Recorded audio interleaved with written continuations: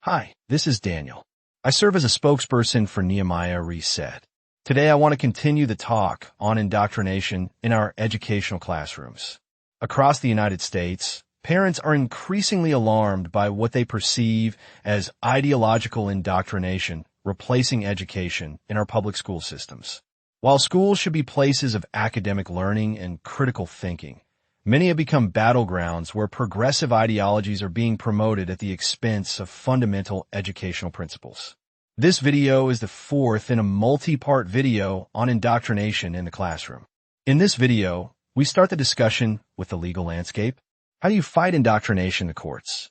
The battle against indoctrination has increasingly moved to the legal arena, with several key developments shaping the fight. Let's start with Supreme Court precedents. Recent Supreme Court decisions have provided important tools for parents. Kennedy versus Bremerton School District, 2022, this decision reaffirmed that public employees do not lose their constitutional rights when they work for the government, strengthening protections for teachers who resist ideological pressure. Carson versus Macon, 2022, the court ruled that states cannot exclude religious schools from funding programs simply because of their religious status, potentially opening avenues for school choice. West Virginia State Board of Education versus Barnett, 1943, but increasingly cited this landmark decision that students cannot be forced to salute the flag is being applied to cases involving compelled ideological speech. Second, what about state-level legislation? In response to parental concerns, numerous states have passed legislation targeting indoctrination. Stop Woke Act. Florida prohibits instruction that could make students feel guilt, anguish, or responsibility for past actions by members of their race or sex. Parental Rights in Education Act. Florida restricts classroom instruction on sexual orientation or gender identity in kindergarten through third grade. Concept of race and sex. Laws. Several states have passed laws banning the teaching that one race or sex is inherently superior to another, or that individuals are inherently racist or oppressive. Third, what are some of the recent legal challenges and counter-challenges? The legal battle remains fierce, with both sides using the courts to advance their agendas. Constitutional challenges. Laws restricting indoctrination often face challenges alleging violations of free speech or equal protection. Federal preemption arguments. The federal government sometimes argues that state laws conflict with federal civil rights statutes or regulations. Standing questions.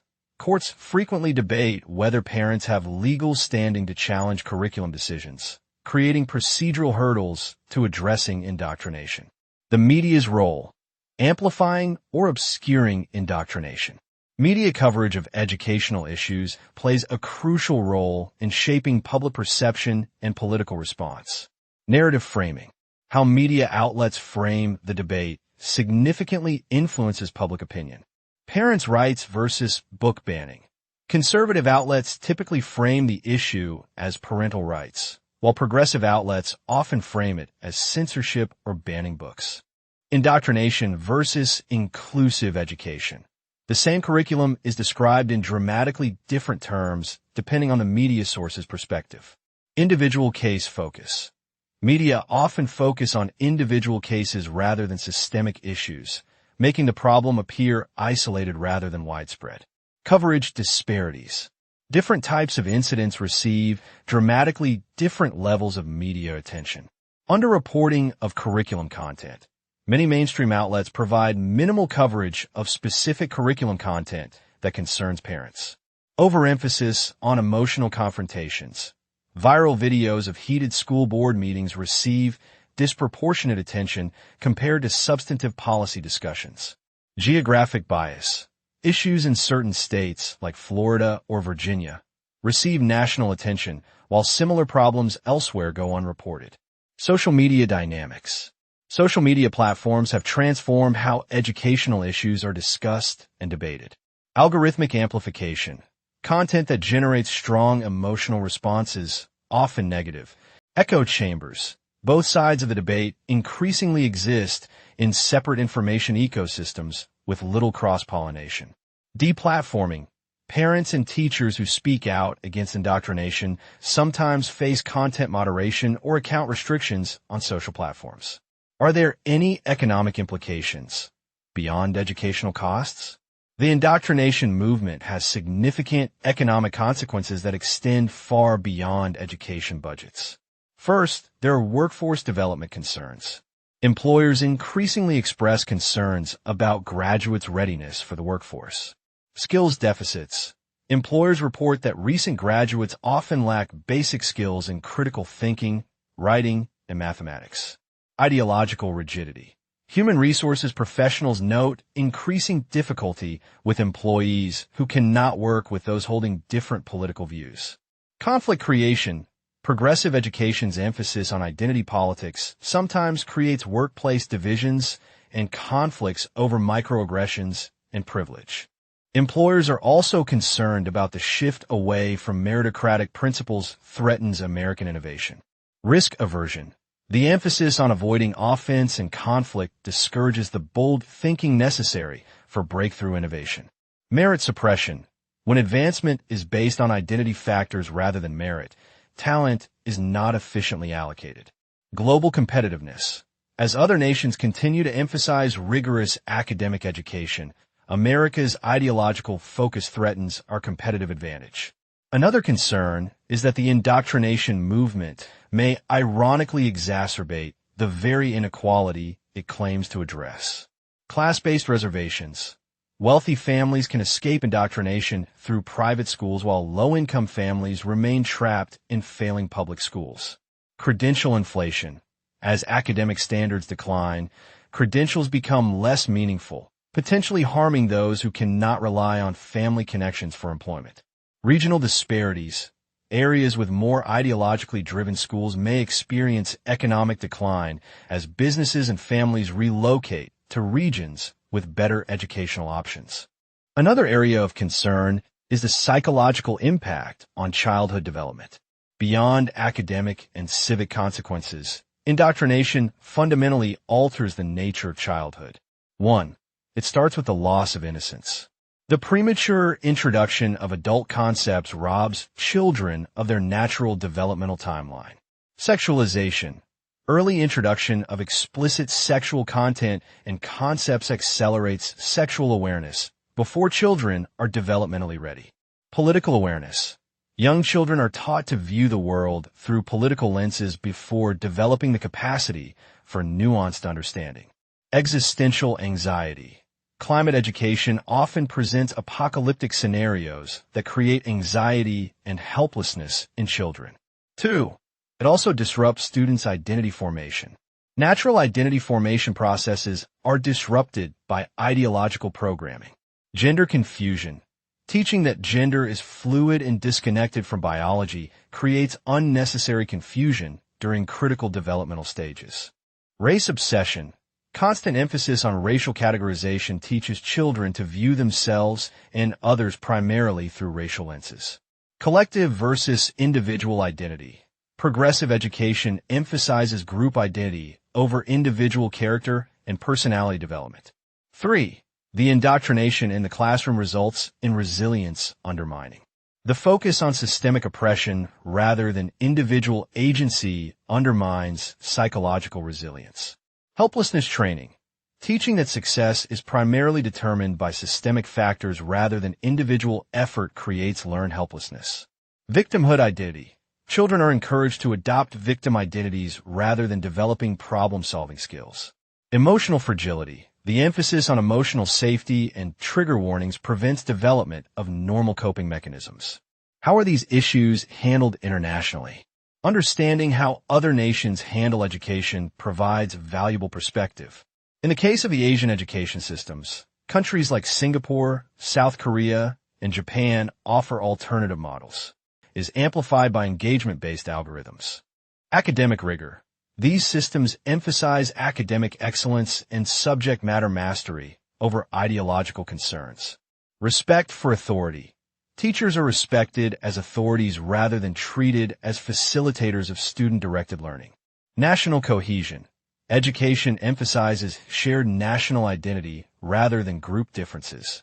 If we look at the European approaches, European nations provide diverse models with varying approaches to ideological education. Centralized versus decentralized. Nations like France have highly centralized education systems that resist ideological capture, while others like Germany have more decentralized approaches. Religious education. Many European countries include religious education as a standard part of curriculum, acknowledging the formative role of faith. Civic integration. European schools often focus more on integrating immigrants in a national culture rather than emphasizing group differences. How about authoritarian country models? Even authoritarian nations provide cautionary lessons about education's political role. Ideological indoctrination. Nations like China explicitly use education to promote political ideology and loyalty to the state. Critical thinking suppression. Authoritarian systems uniformly suppress critical thinking and intellectual independence. Historical revisionism. These systems typically revise history to serve current political objectives. So how do we reclaim our children's future? The battle against indoctrination in our public schools is fundamentally a battle for the soul of our nation. It is a conflict between two profoundly different visions of education's purpose. One that sees schools as vehicles for academic learning and civic preparation, and another that views them as instruments of social transformation and ideological programming. The outcome of this conflict will determine whether our children learn to think critically or are taught what to think, whether our schools unite or divide us as a nation, whether America maintains its competitive edge in an increasingly complex world, whether the fundamental right of parents to direct their children's education and moral development will be preserved. What is our path forward? Reclaiming our schools requires a multi-pronged strategy. 1. Immediate engagement. Parents must get involved now. Attend meetings, review curriculum, ask questions, and speak up. The time for passive concern has passed. 2. Sustained commitment. This is not a short-term fight, but a long-term movement to restore education to its proper purpose. It requires dedication through election cycles, legislative sessions, and school years. 3. Coalition building. Work with others who share your concerns, even if you disagree on other issues. The future of our children transcends political differences. 4. Political participation. Support candidates who prioritize academic excellence and parental rights. Consider running for office yourself. School board positions are often won by razor-thin margins. 5. Financial support. Fund organizations and legal efforts fighting for educational freedom. The opposition is well-funded. We must match their resources. 6. Prayer and moral reflection. Recognize that this is fundamentally a moral battle that requires spiritual grounding and ethical clarity. The fight for our children's minds is also a fight for their souls. As we work to eliminate indoctrination, we must also articulate a positive vision for what education should be. Content-rich curriculum, a systematic approach to history, literature, science, and mathematics that builds knowledge year by year. Critical thinking skills, teaching students how to reason logically, evaluate evidence, and consider multiple perspectives. Civic education, instruction that prepares students for citizenship by teaching American history, government, and the principles of liberty. Character development, programs that emphasize virtues like honesty, courage, compassion, and personal responsibility. Merit-based achievement, recognition that excellence should be celebrated and that all students can rise to high expectations. The promise of educational freedom. Ultimately, the solution to indoctrination is educational freedom, a system that recognizes that different families have different values and priorities. Funding follows the student. Rather than funding institutions, education funding should follow students to their chosen educational setting.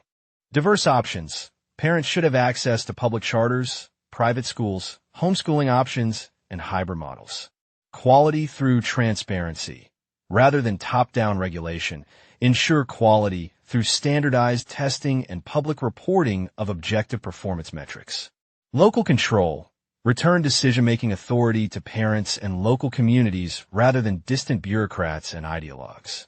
To every parent watching this video, your involvement matters more than you know. The indoctrination happening in our schools depends on parental apathy and disengagement. When you show up, ask questions, and speak out, you become part of the solution. Your children are watching.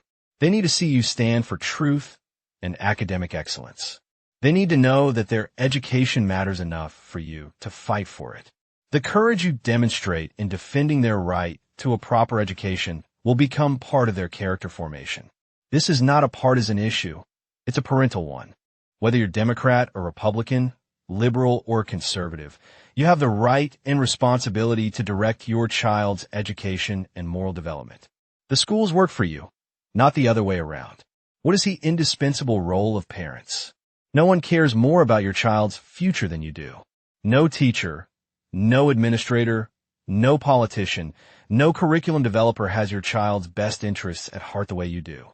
This fundamental truth is why parental involvement is not just beneficial, it's essential. The education establishment would have you believe that you're unqualified to judge curriculum or educational methods. They want you to defer to the experts while they transform your children into activists for their political agenda. But you're the primary expert on your child's needs, values, and readiness for different concepts. When you exercise your parental rights and responsibilities, you're not interfering with education. You're fulfilling your most fundamental duty as a parent. We stand at a critical moment in American education. The indoctrination movement has accelerated dramatically in recent years, reaching into every aspect of schooling from kindergarten to 12th grade. Each year that passes without meaningful resistance entrenches these programs more deeply and makes them harder to remove. The window for effective action is closing. As more teachers are indoctrinated in progressive pedagogy, as more administrators build careers around DEI initiatives, and as more curriculum materials become saturated with ideological content, the task of reclaiming education becomes more difficult. This is not a problem that will solve itself. It will not go away if we ignore it. It will not improve without deliberate, sustained, and courageous action. The battle against indoctrination requires courage. The courage to speak when others are silent, to stand when others sit down, to persist when others retreat. You will be called names. You will be misrepresented. You will face opposition from those who benefit from the current system. But take heart in knowing that you stand on the side of truth, of academic excellence, of parental rights, and of childhood itself. Your cause is just, and your children are worth the fight. Remember that throughout history, ordinary people doing extraordinary things have changed the course of nations. The parents who showed up at school board meetings, who ran for office, who filed lawsuits, who spoke to the media, these are the heroes of this movement. Imagine a future where schools focus on academic excellence rather than ideological programming. Teachers are free to teach without political pressure. Students learn to think critically rather than parrot talking points. Parents are respected as the primary educators of their children. Education unites us around shared knowledge and values rather than dividing us along identity lines. This future is not a distant dream. It's an achievable reality if we commit ourselves to the fight today. The indoctrinationists have been working toward their vision for decades. We must match their dedication with our own commitment to educational freedom. The indoctrination happening in our schools is perhaps the most significant threat to our children's future and our nation's future that we face today. It strikes at the heart of what it means to be American. Our belief in individual liberty, our commitment to academic excellence, our respect for parental rights, and our understanding that education should unite rather than divide. This battle will not be won easily or quickly, but it must be won. The cost of defeat is too high to contemplate. A generation of children taught what to think rather than how to think, prepared for activism but not for citizenship, indoctrinated in division rather than educated for unity. The future of our children and our nation hangs in the balance. The time for courageous action is now. Will you answer the call? Thanks for watching. To watch more videos like this one, you can go to our website at nehemiahreset.org, to our rumble.com or youtube.com channels. We publish new videos weekly. You can also sign up to receive our weekly new video list by going to nehemiahreset.org. nehemiahreset.org/email and sign up for our weekly newsletter. To help our channel, please like and subscribe so that more people can see these important videos. Thanks for watching and have a great day. Are you looking for a limitless supply of insightful reads to expand your mind and transform your life? Look no further than Nehemiah Reset's ebook library, where knowledge meets inspiration at nehemiahreset.org ebook.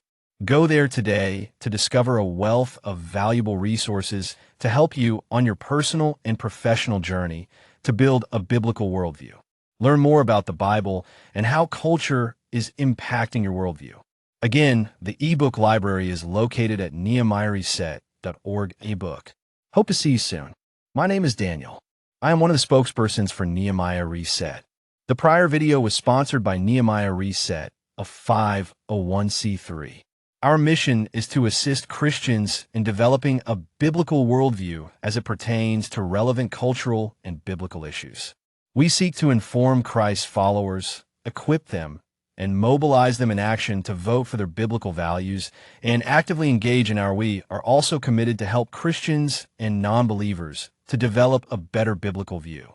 Nehemiah Reset produces videos and ebooks to assist members of the church in developing a biblical worldview when it comes to cultural issues. We produce videos on key topics like public school indoctrination, the woke agenda, sex education, equity and inclusion, climate change, immigration, religious freedom, and much, much more. To learn more about Nehemiah Reset or to watch our latest videos, go to our website at nehemiahreset.org or our rumble.com channel. We produce 2 to 3 videos every week. To get a weekly list of our latest videos, sign up for our weekly newsletter by going to nehemiahreset.org/email and subscribe. You can support our website by liking our videos, subscribing to our channels, or helping us reach more people through tax-exempt donations. Thanks for your help in growing God's kingdom and bringing more people to Christ. Thank you for your support and help. Come back again soon. Have a great day.